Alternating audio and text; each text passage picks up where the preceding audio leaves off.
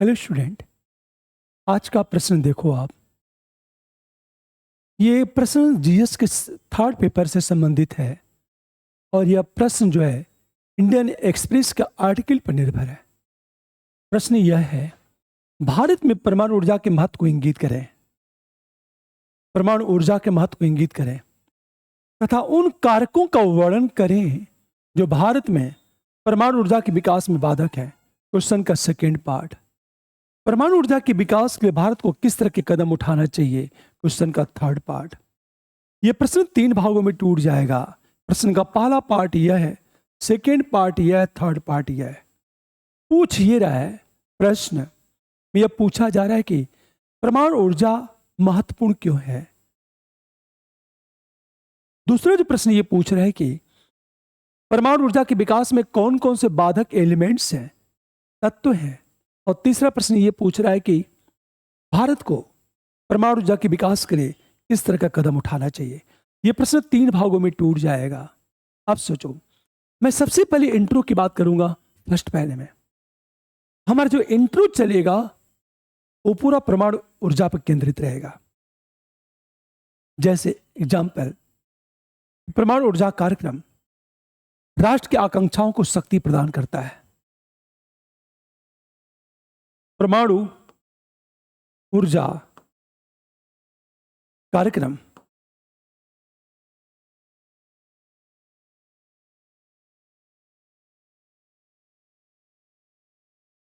राष्ट्र की आकांक्षाओं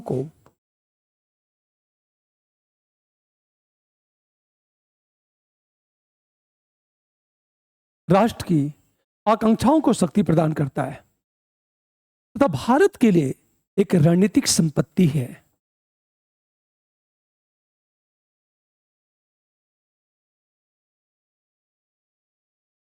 एक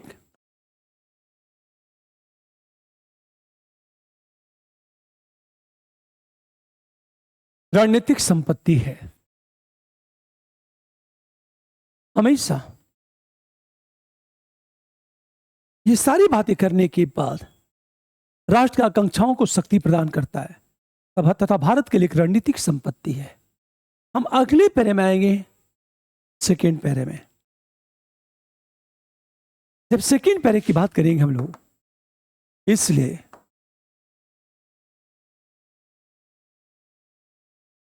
परमाणु ऊर्जा भारत के लिए महत्वपूर्ण।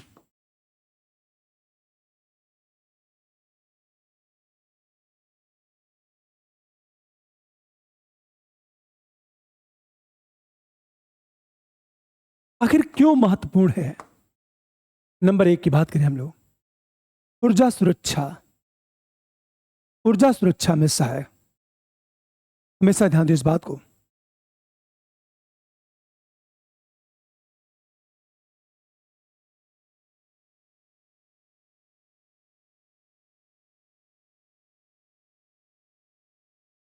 क्योंकि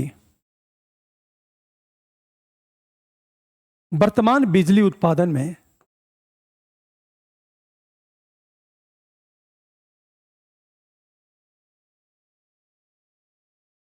इसका 3% योगदान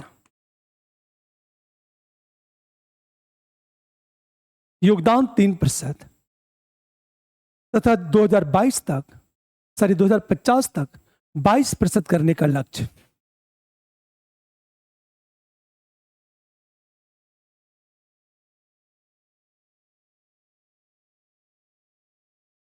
है पहला पॉइंट। ऊर्जा सुरक्षा में यह सहायक है। दूसरा पॉइंट की बात करें, स्वच्छ ऊर्जा में सहायक, क्योंकि कार्बन का उत्सर्जन अत्यंत कम।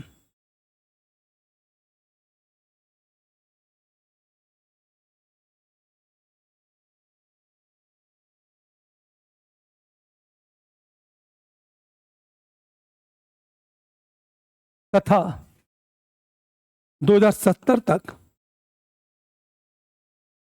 शून्य उत्सर्जन के लक्ष्य की प्राप्ति में सहायक। अब एक चीज सोचो, क्योंकि जो कार्बन का उत्सर्जन है अत्यंत कम होता है। तीसरी चीज, परमाणु ऊर्जा चंद्रयान और मंगलयान जैसे गहरे अंतरिक्ष मिशनों के लिए परमाणु ऊर्जा चंद्रयान एवं मंगलयान जैसे गहरे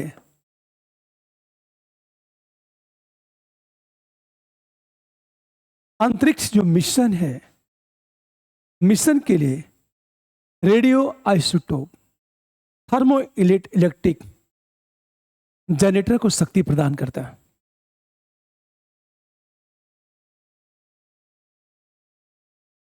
रेडियो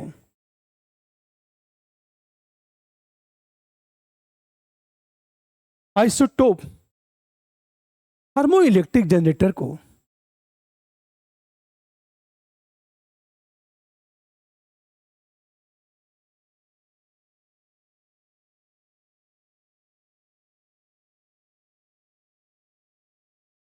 शक्ति प्रदान करता है।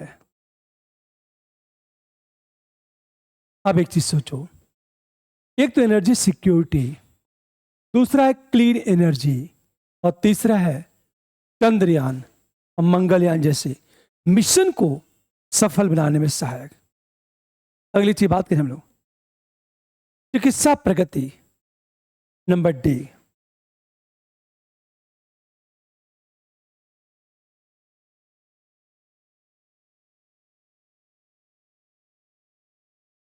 जैसे ये कहा जाए बार्क द्वारा विकसित रेडियो फार्मास्यूटिकल्स कैंसर के उपचार में सहायक। बार्क द्वारा विकसित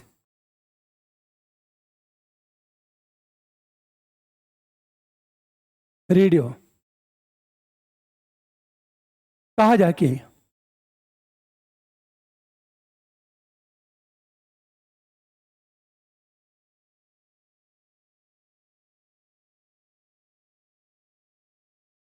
कैंसर के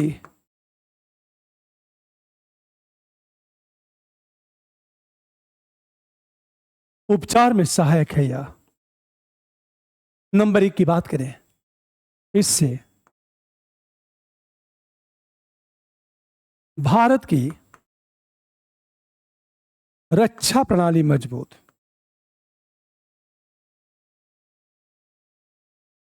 क्योंकि परमाणु चालित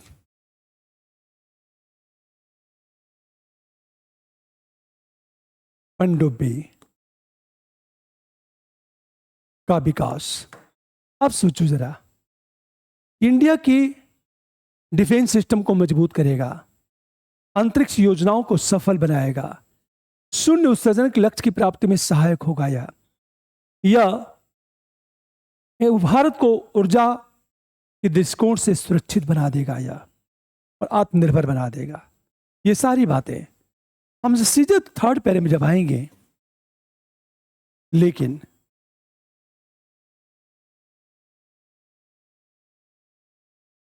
कुछ ऐसे कारक हैं जो परमाणु ऊर्जा के विकास में बाधक है।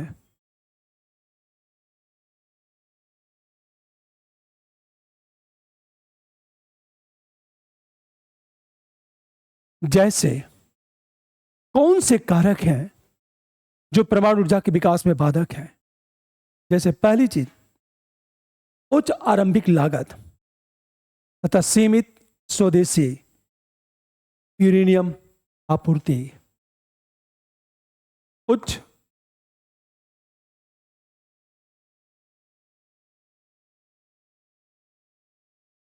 तथा सीमित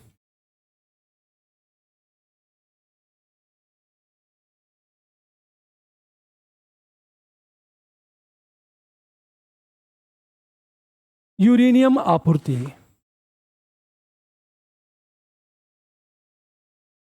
अर्थात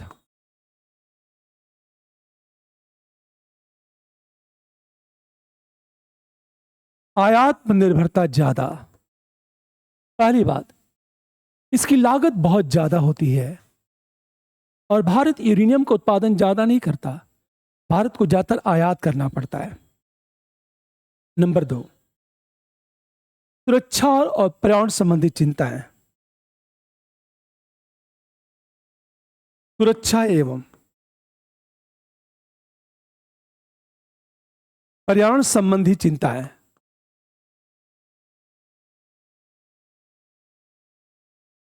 जैसे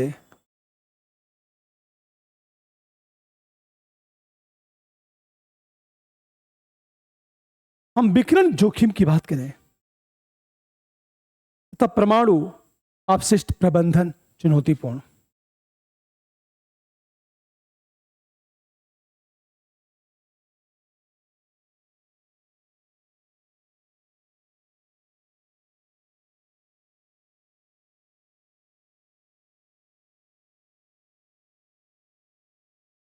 अब एक चीज सोचो, ये एक दूसरा कारक है। तीसरी चीज, परमाणु कार्यक्रम का सार्वजनिक विरोध। नंबर सी,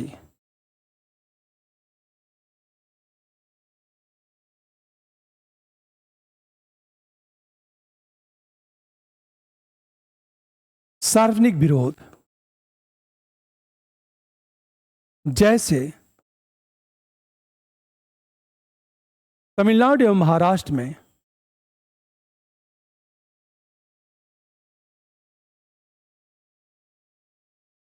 विरोध प्रदर्शन तथा नीति अनिश्चितता।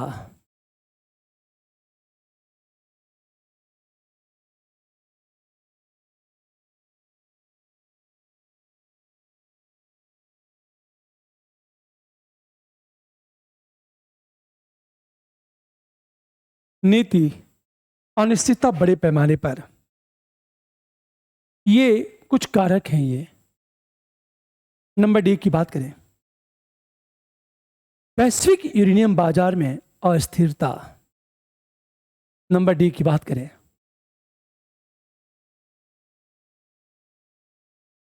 वैश्विक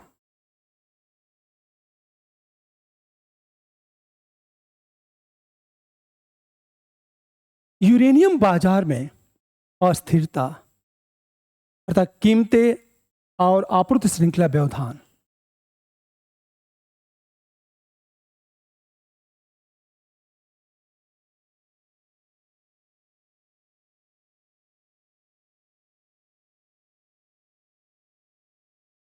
आपूर्ति श्रृंखला व्यवधान।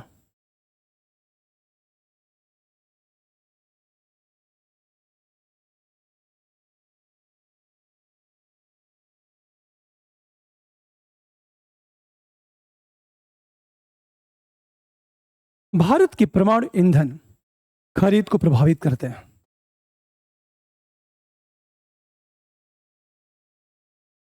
परमाणु ईंधन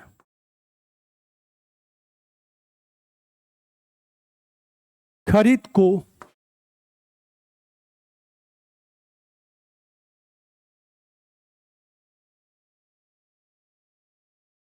नंबर एक की बात करें हम लोग, हमेशा एनपीटी पर हस्ताक्षर न करने से परमाणु प्रौद्योगिकी तक सीमित पहुंच।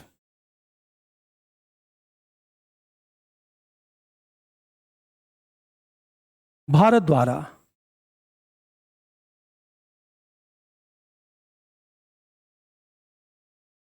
से परमाणु प्रौद्योगिकी तक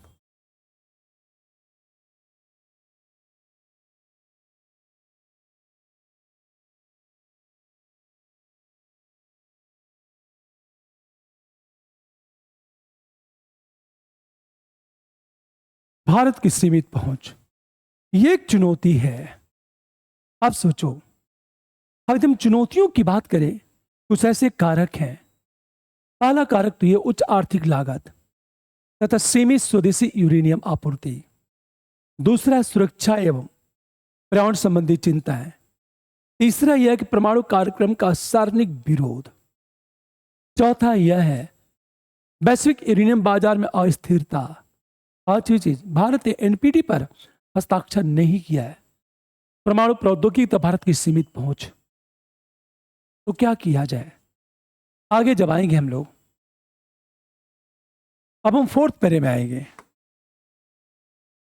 अतः ऊर्जा सुरक्षा एवं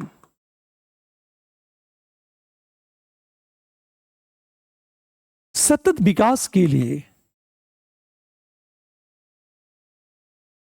परमाणु ऊर्जा का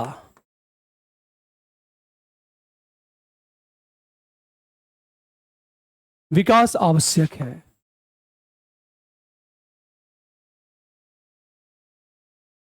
अतः अब अतः की बात करेंगे। पहला पॉइंट, कुरियम आधारित रिएक्टरों में तेजी लाया जाए।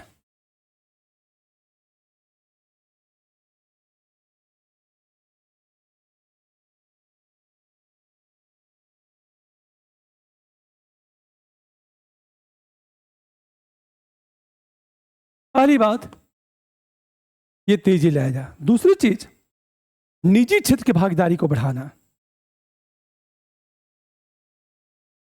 निजी क्षेत्र की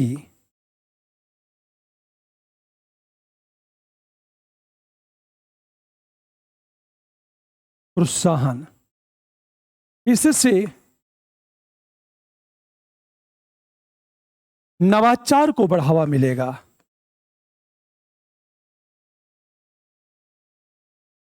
मत आप टाटा को, रिलायंस को आगे लेके आओ आप। तीसरी चीज, सार्वजनिक जागरूकता और पारदर्शिता का विस्तार।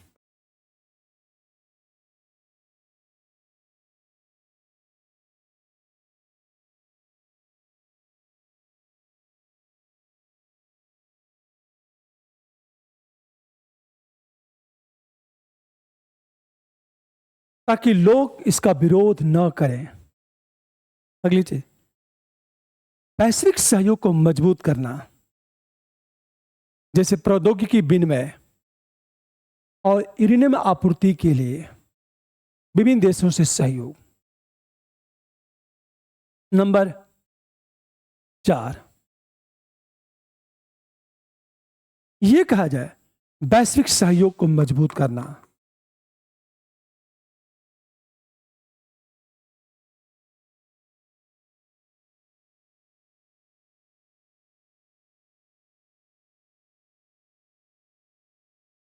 मजबूत करना, जैसे प्रौद्योगिकी विनिमय,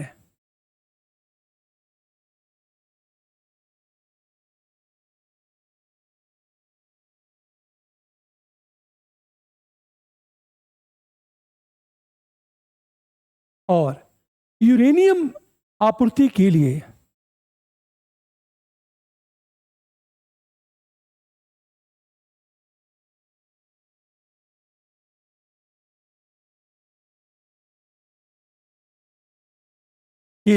फ्रांस, रूस, अमेरिका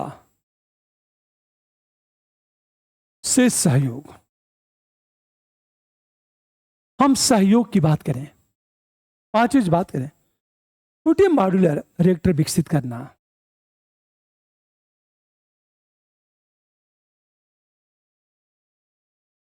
मॉड्यूलर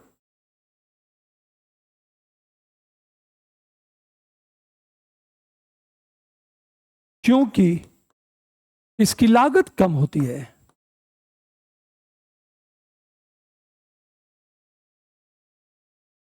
अब सोचो, लागत कम, इसका विकास आसान।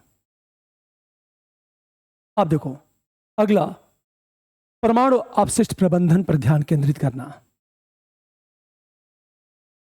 परमाणु अपशिष्ट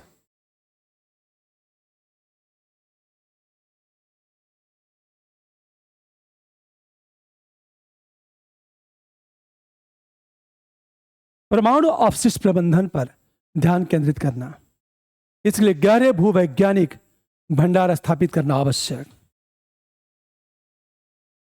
इसके लिए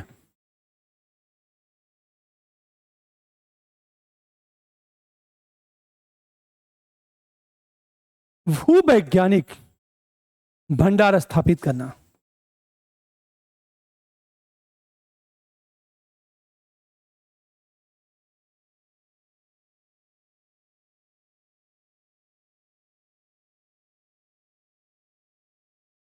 ये सारी बातें करने के बाद निष्कर्ष की बात करेंगे। अतः भारत को परमाणु ऊर्जा का पूरा दोहन करने के लिए अब देखो, ये सारी बातें करने के बाद अंत में निष्कर्ष की बात करेंगे। अतः भारत को सतत विकास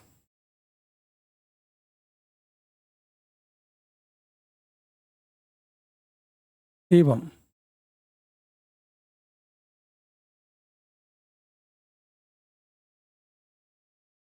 पर्यावरण संरक्षण के साथ परमाणु ऊर्जा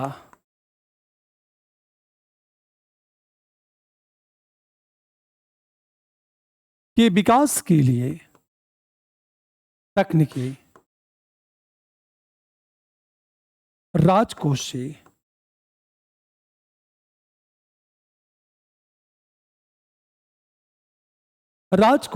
एवं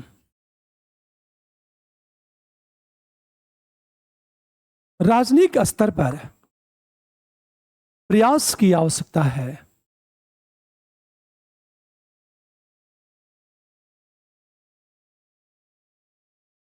आप सोचो जरा, यह हमारा निष्कर्ष, आंसर क्लोज।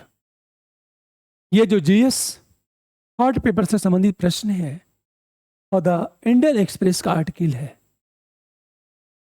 ये प्रश्न बहुत ज्यादा महत्वपूर्ण है आपके लिए, या जो लोग मेंस लिखेंगे उनके लिए टॉपिक बहुत ज्यादा महत्वपूर्ण है। ओके, हम मिलते हैं आगे क्लास में। Thank you, good night.